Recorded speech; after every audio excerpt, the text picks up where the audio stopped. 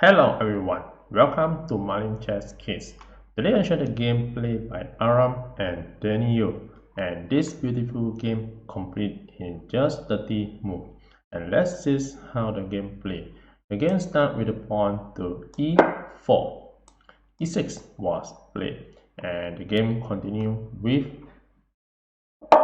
d4. Then the black play d5. And after this, the white continue to develop by playing knight to c3, then knight to f6. And after this move, the white push the pawn forward to attack the knight by playing e5. Then this knight move away to knight f to d7 from being attacked by the white. After this, the white continue to play f4, continue to bring up the pawn into the center of the board, and also the black push f to c5, trying to break off the pawn at d4. And here you can see that this is only the first 5 moves, and the position is equal for the both sides.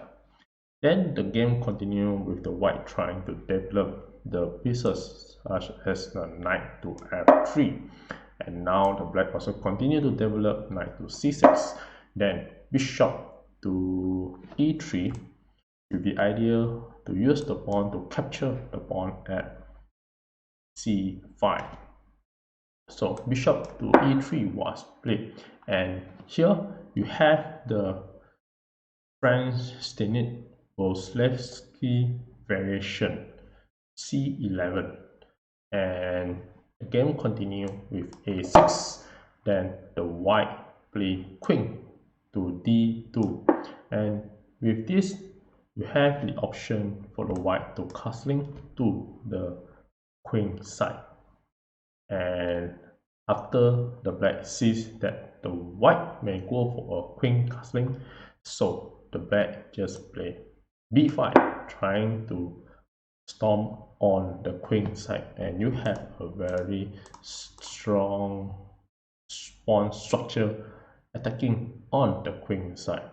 After this move, a3 was played, and now the queen to b6, trying to put more of the pieces on the pressure on the queen side. So after this move, knight d1 was played, and after this a5 from the black. And as you can see at this position, the black has a very strong structure of pawn attacking on the queen side. Therefore, it's not advisable to castling on the queen side, and the best option would be bring up the bishop to e2 and castling on the king side to get away from being attacked directly at the queen side.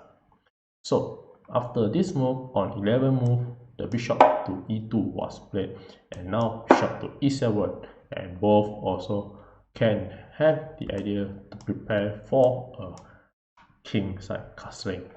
So on the 12th move, the white go for a king castling, as well as the black go for a king castling, and at this 12th move you can see that both is having the equal position.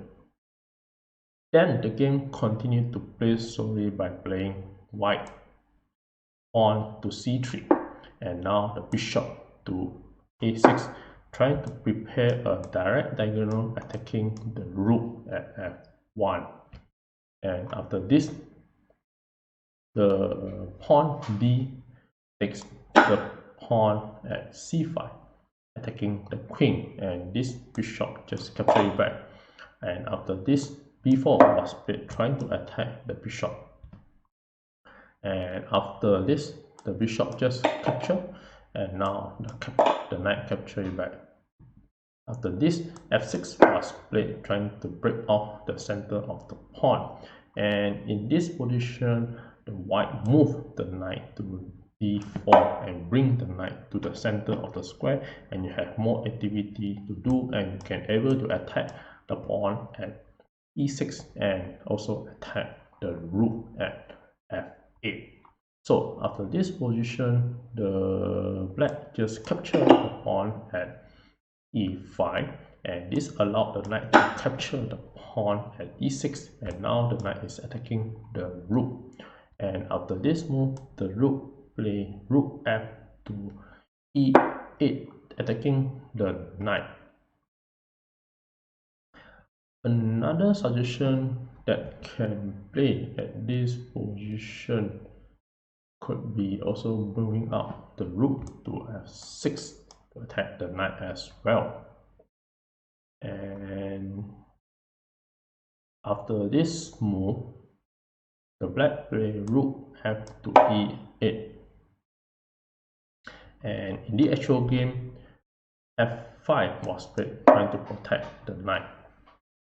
Another suggestion for the white that can play at this position will be playing king to h1, and this will get away from the direct win from the queen, and now this knight will be active and can able to attack the pawn and attack the queen. So king h1 will be look more sharper for the white to play at this position. And after this move, by sacrificing the knight, so for example, if the black capture the knight that the white sacrificed, now the queen will attack the pawn at e5, and here you have the double attack. So if you move away the knight, such as you move the knight to f8, then the bishop will continue to play bishop to g4, attacking the rook. And at this version, the white will winning the rook as well. And for example, if you bring another rook to defend it, such as rook to e8, then the bishop will just capture the rook, and if you use the rook to capture it back, then you can just play f5, attacking the rook, and you will winning the rook in the exchange for the bishop or the knight. So this pin position will be definitely winning for the white. So the best move will be moving the king to h1 to prevent the knight being attacked. And if at this motion, if you capture the knight, then the white will be winning and will win the game in having the checkmate. For example, after the pawn capture, now you have attacked the knight, and you move now, you're able to attack the knight, and you have the open check, and the rook will attack the knight, and you have many attacks from the white, and definitely in this position is going to be winning for the white. For example, if you just move away the knight, then you can just play e7, and now you have the open check, and nothing much can defend the attack. So king to h8, then now you just can play pawn to e8 and promote a queen or a rook. Any of the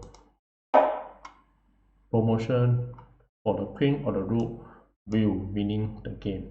So now after the knight just defend, you can just capture with the queen or the rook, and it will be a checkmate. So after rook capture, it will be a checkmate.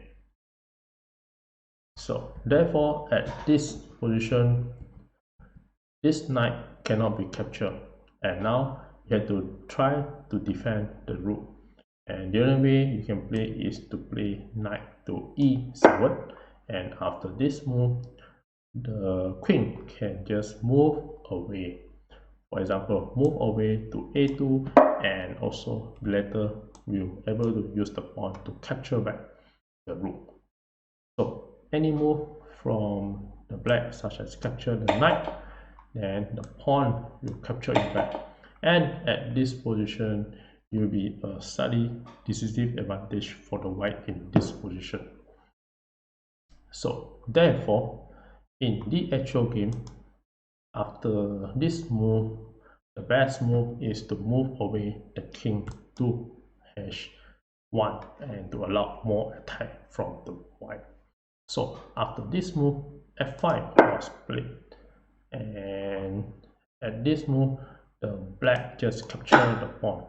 A takes b4, and after this move, the pawn A just capture back again, and this allowed the A file to be open, and also have the attack on the A file by the rook.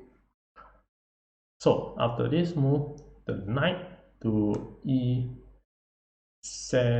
was played, and the knight trying to attack the pawn at f5. And here the white just played king to h1, and this allowed the knight at e3 to be active in the game. After this move, bishop to b7 was played and trying to exchange for the rook, and the white do not want to exchange, instead push the rook to a5.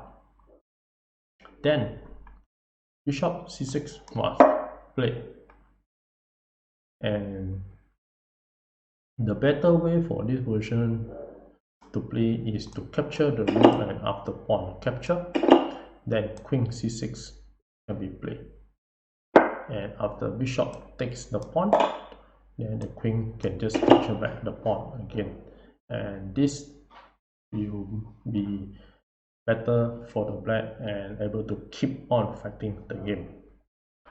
So in the actual game, bishop c6 was played, and after this move, the knight played a very beautiful sacrifice by playing knight takes g7 and attack the pawn. So at this position, the knight captured the pawn, and this is a very interesting sacrifice from the white to play at this position, and this is one of the first sacrifice in this game. After this, the king capture, because if you don't capture the knight will capture the rook. So the king capture, and now come the second sacrifice by playing pawn to f6, and this is a pawn check, the king attacking the knight, and this is a fork by the pawn. Very interesting attack and sacrifice from the white, and this lead to the black to capture it back with the knight.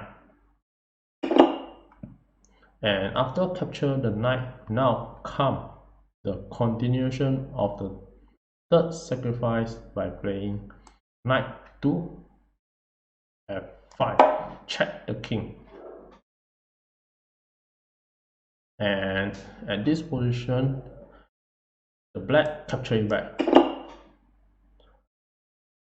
So after attack capture it back, you can see that the white is winning in this position. Let's say back at this version, if the black do not capture the knight, for example, if the king play king to f7, then the white will able to continue to play queen to g5, and for example, if the knight e to g8 continue to protect the knight, now you can bring another bishop to attack, and also can win the rook. So therefore, the bishop to h5 check, this force the knight to capture, and after capture, now the rook can capture the rook at a8, and here if the rook capture back the rook, then now the knight can go to h6, and you have the open double check from the white. So now the white has very limited place to move, and if you move the king to e6, then the white will just continue to attack with the queen, rook, knight, and going to win the game. Even though at this position the black has many pieces, but the white will win the game. For example, the knight can just capture the knight, and after this the queen can go to e8. It will be a checkmate. Therefore, this forces the black to capture with the rook. After capture with the rook, now the queen can just capture and check the king again. And after this move, you can see the black has limited move again. And if you move the king to e8, then you're going to win the game for the white, and you will bring the rook keep on to attack, such as a rook to f8 check the king. Now if the king move to e6, and here you have the discover check, you can just move your rook to attack the pawn and open check, or you can just move away to b7 and just capture the wing, capture the queen, and you'll be complete winning for the white. So in this position, you want to go for a checkmate, you just use the rook to capture the h7 pawn and check. And you can see this rook is control the rank 7, the queen is controlling the diagonal, and you can just easily use the queen continue to check at multiple ways. So if the king move to f6, now you can just continue to play rook to f7 and check the king.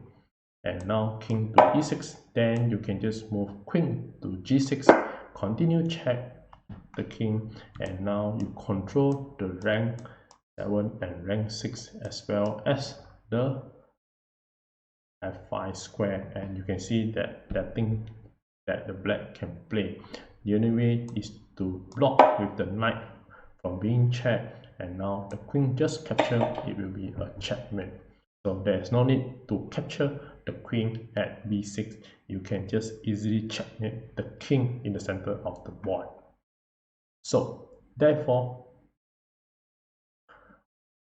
at this moment, knight f5 was played, and you have a very strong attack from the white. And in this game, the knight just capturing back the knight. And with this is a tactical mistake which allowed the queen continue to play an attack by playing queen to g5, attack the king and win back the knight. And after win back the knight, the queen is strongly attack the knight at f6. And after this, the queen just continue to check the king. Now you have the double attack. And at this move, you can see the best move to defend is to play king to f7, and you'll be good for the black. But in the actual game, the king moved to h8, and with this you have the option to capture two of the knight. So in this move, let's say if the black move king to f7, then the queen will just capture the knight. And let's say if you use the bishop to attack the queen can just capture the bishop, because after capture this, the knight cannot capture the queen because it's been pinned by the rook. So if you move away the king, then the queen will continue to check. And if you move the king to h6, then rook will capture the rook at a8, rook capture again, then the queen can just capture e5, and now this rook is attacking the knight, and it will be very strong for the white and clearly winning in the game. So if you move the knight away, such as knight to d7 and attack the queen, then the queen can just go to h5, check the king protected by the bishop. And after this move, king to g7, then you just continue to play the rook to f7 and continue to check. And now any of this move will lead to a checkmate with the queen capture the pawn at h7. So you have a very strong attack from the white. And back to this position, if you don't use the bishop to attack the queen, let's say you move something like queen to d8, then the rook will just capture the rook, and after this the bishop capture again. Then you can just use the bishop to continue check the king and also attack the rook. And after this move, if you move the king to g7, then the queen will just continue to check the king, and now you leave no choice for the king. And if you move the king to h8, then the bishop can just capture the rook. And at this position, if you capture with the knight, and you have a very simple checkmate with the rook to f8 checkmate. So a very complete nice game from the white. And therefore after capture, you can't use the knight to capture, and if you use the queen to capture, then the queen will just continue to capture the knight. And you can see at this position is complete winning for the white, because after king to g8, now you can just continue to check with the queen, queen g5, check, then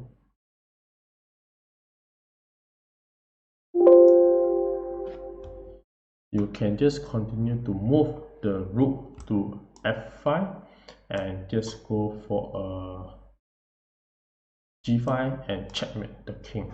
And if you block by the queen, the rook will just capture and will complete winning the game with the extra one queen. So in this actual game, after the double attack, the king moved to h8, and after move to h8, the queen just capture the knight and check the king again. And with this check, the knight goes to g7 to defend it. And at this position, the white has a very interesting idea to checkmate at this position. I give a couple of seconds to figure out how the white continue to play and win the game.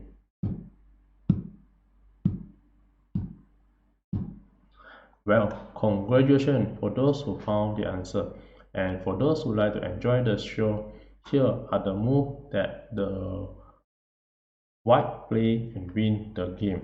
And in this position, the white move with the rook takes the rook, and this is to create the back rank checkmate, the tactic of the back rank checkmate.